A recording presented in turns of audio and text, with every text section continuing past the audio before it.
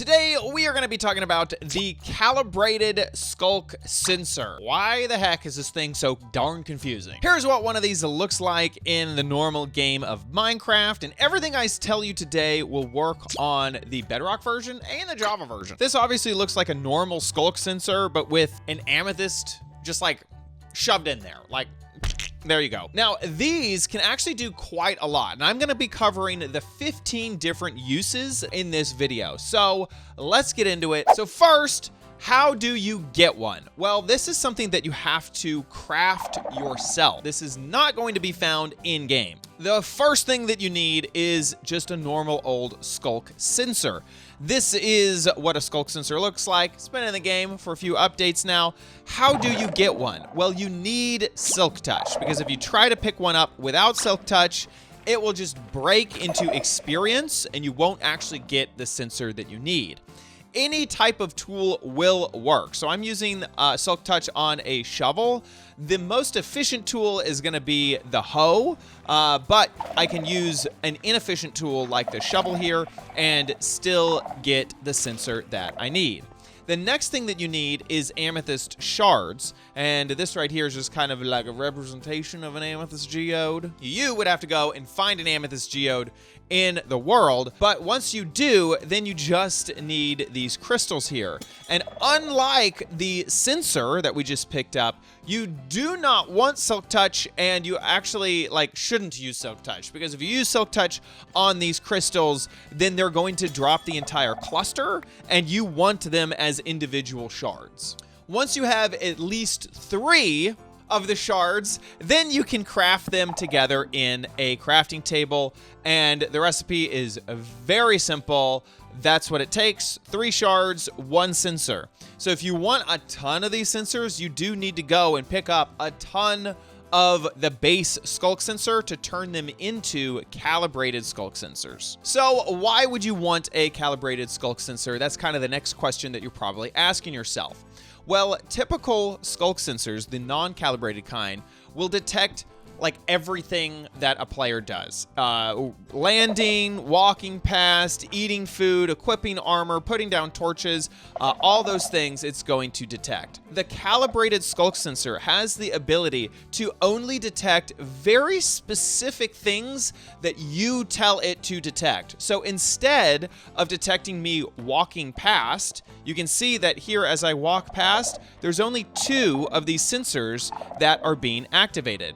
And if I do something else, like maybe throw an item on the ground, you'll notice that a different Sculk sensor is activated. If I grab a piece of gear and then I can equip it, you'll notice that only that one was activated. And so you can really define what player action, what actual thing that's happening in the game that these sensors will detect. And there are 15 different things. So let's get into it. Right here, you can see that I have a redstone block with a redstone line behind that redstone block going into each of these different calibrated Sculk sensors. So what's going on here? Because I have to describe that before I talk about what they're actually detecting. Well, if you take a look at the calibrated Sculk sensor, you'll notice that only one of its sides has this weird amethyst trail going to it. And there's also a little square, just 2 pixels by 2 pixels.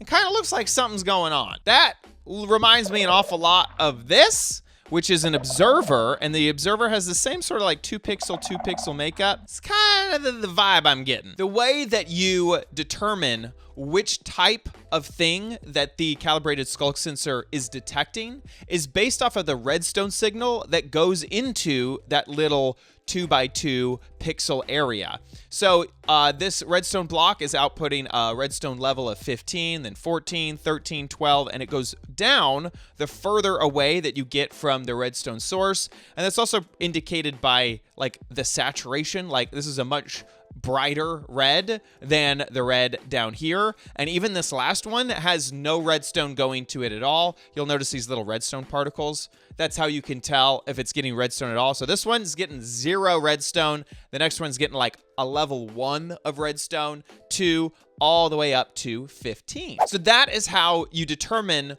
what the sculk sensor will be detecting. And I have a trick on how to make that a lot easier than like putting down a block and then going like 5 blocks away if you like the 5th thing that it detects.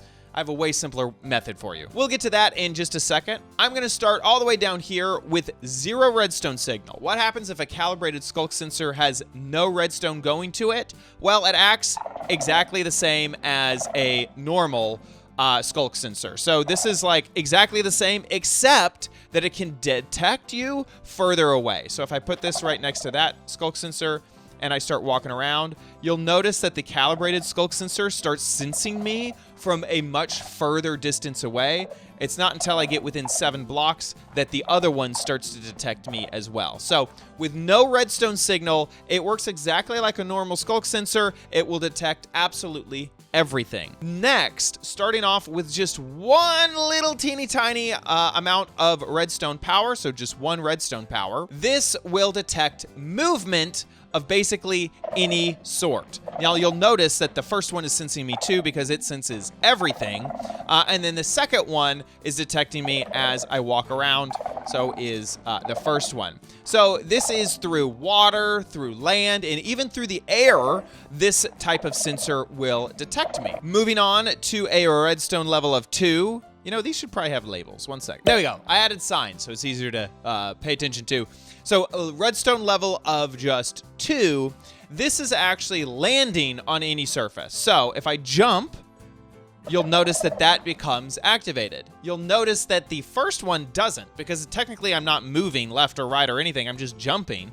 So it is only being detected by the number 2 calibrated sculk sensor. Moving on to number 3. This is activated whenever you use an item. Also, just to kind of keep things like simple, I think I'm going to destroy this one just so that it doesn't keep activating. Okay, so using an item like a bow, there we go, we shot that. Number 3 activated. Using something like a snowball, number 3 activated. Number 2 also activated because I guess something landed on the ground. Oh, interesting. I didn't think about that. A fishing rod, that will activate. When the bobber hits the ground, number 2 activates. That is so interesting. And I wanted to test this one out. Using a shovel, like I'm using an item. I'm using the shovel to till the ground. Would that activate it? It did not. Okay, so that doesn't constitute an item. A shovel is not an item. Moving on to number 4. This will detect you if you fly past with elytra. So it's not just any type of movement, it's specifically elytra movement. So if I fly past, you'll see 4 activated. Here, I can do it one more time. If I fly, 4 is like, whoa, what's up? 4 also has a very unique capability of detecting unique mob action. What does that mean? Some mobs will do stuff every once in a while, like a dog will like shake if it's rained on, like it'll shake itself off. Those type of interactions will be detected by the 4th level of redstone. Remember, number 5 would activate if you dismounted a mob, but number 6 will activate if you mount up a mob. So I'm gonna spawn in a pig here, I'm gonna slap a saddle on him, and then I'm gonna get on him. There we go. And it looks like 6 activated. When I get off, 5 activates.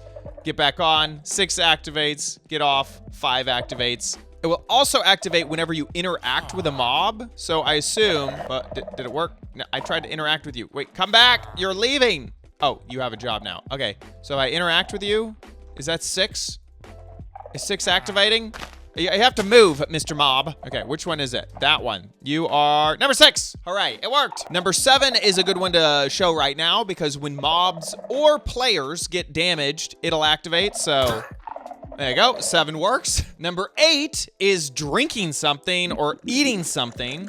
So if I drink this honey, 8 will activate there. It looks good. I like it. Number 9 is blocks deactivating, like a door closing or a button being unpressed. Number 10 is blocks activating, like the button being pressed or the door being opened. Number 11 is blocks changing.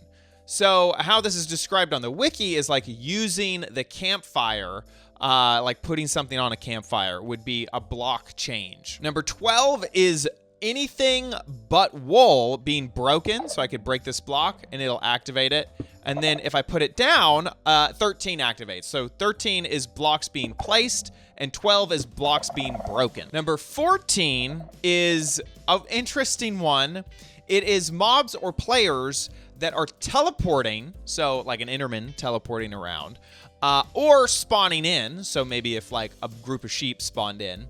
But I assume that this would also work if you came from the nether, like if you came back from a dimension and teleported in, basically, spawned in. I think that this would detect that. And last but not least, the most powerful redstone signal, a redstone signal of 15, will detect whether or not a mob or a player dies, or if there's an explosion nearby. So if TNT goes off, it'll activate, or if a mob or player dies, it'll activate. I'm gonna show you a really good example on how all of this information could be used in your builds to make a super secret entrance. It's really, really cool stuff, so stick around for that. Before we get there though, I wanna show you the easiest way to use all of this, right? Like, oh my gosh, I'm not gonna sit down a block, count out 15 blocks, and label them all, and do all that. It's just way too much work. Here is the simple way to calibrate a calibrated sculk sensor, and that is to use a lectern. So inside of this lectern, I have a book, and this book has 15 different pages, which are the exact same as the 15 different levels of redstone. As long as this book only has 15, it'll be perfect. And on each page, I have written up a description of what that level does. This is taken directly from the wiki, but it tells me what I've selected. So consuming items, drinking, or eating them, if I hit done, this comparator is actually outputting a redstone signal of 8. Which is perfect for us. So that's going into this sensor, so I can run around it, I can jump.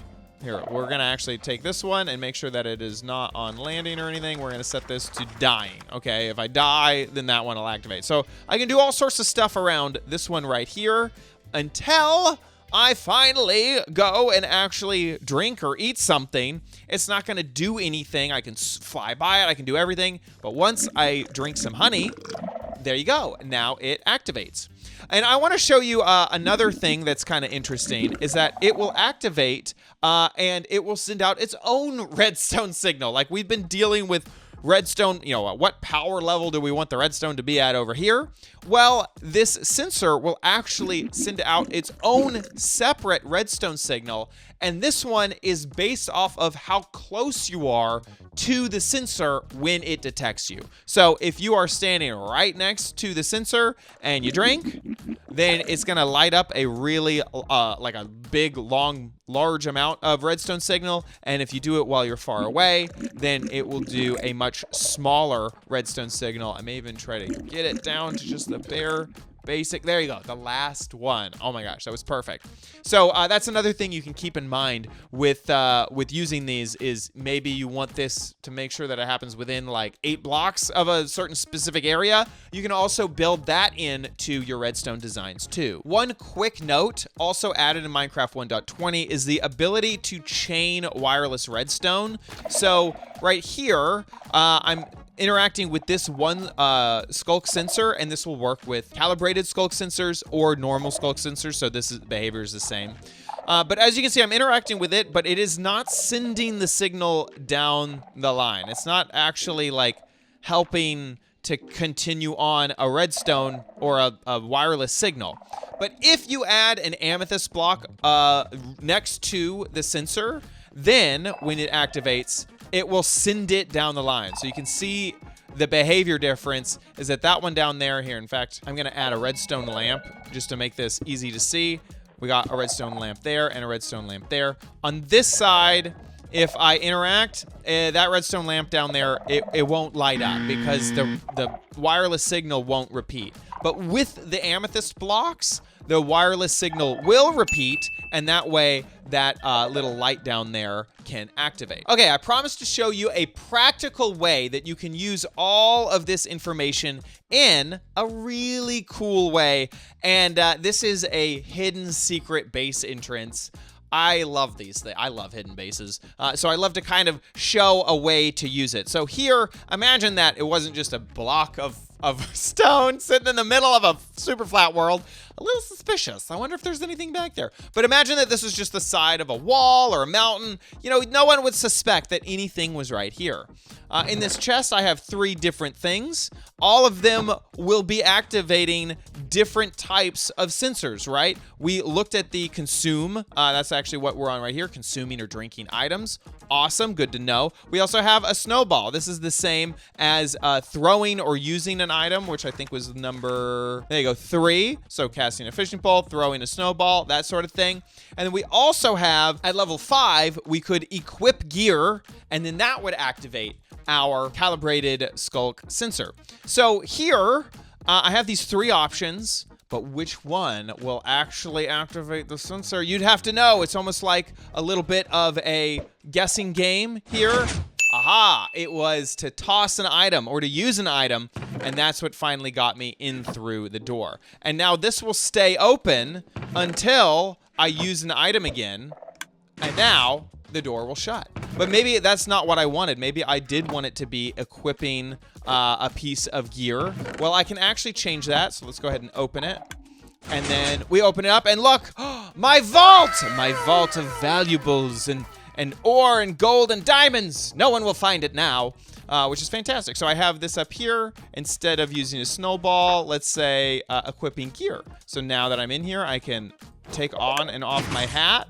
And then that is what activates the door. Taking on and off my hat activates a door? That is so insane. Okay, I'll do it again. And the door opens. So all that I have here is a simple Jeb door. This is a very, very simple design. Google Jeb door Minecraft and you'll find a tutorial.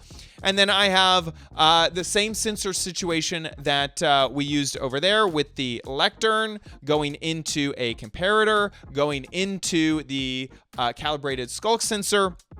But then I have that going into what is called a T flip-flop, which just means that when it gets a redstone signal, it will either stay on or stay off. It won't just be like a quick 1 second like button press. It'll just stay on or stay off. That's what a T flip-flop does. So I have it going in a T flip-flop to open and close my door. And that allows me to open and close this while I am using the calibrated sculk sensor to make sure that no other vibrations or anything sets this off. By the way, if you wanted this to be a bit quieter and to not kind of give away that you're using a sensor as the thing that is kind of tripping all of this, sculk sensors can be waterlogged. So if you are annoyed with the sounds and you waterlog this block, now it will still activate, but it will not make the annoying sound. So if you want to, just waterlog your sensor, and then you won't always hear the weird sensor sound when you're activating your redstone. I hope that this has given you a great foundation for using the calibrated sculk sensor. I think that this is an amazing addition into Minecraft, and I can't wait to see what people use this for because it is pretty cool. I hope that you found this video useful. Leave a comment down below letting me know if you learned anything in this video, and I'll see you in the next one. Bye!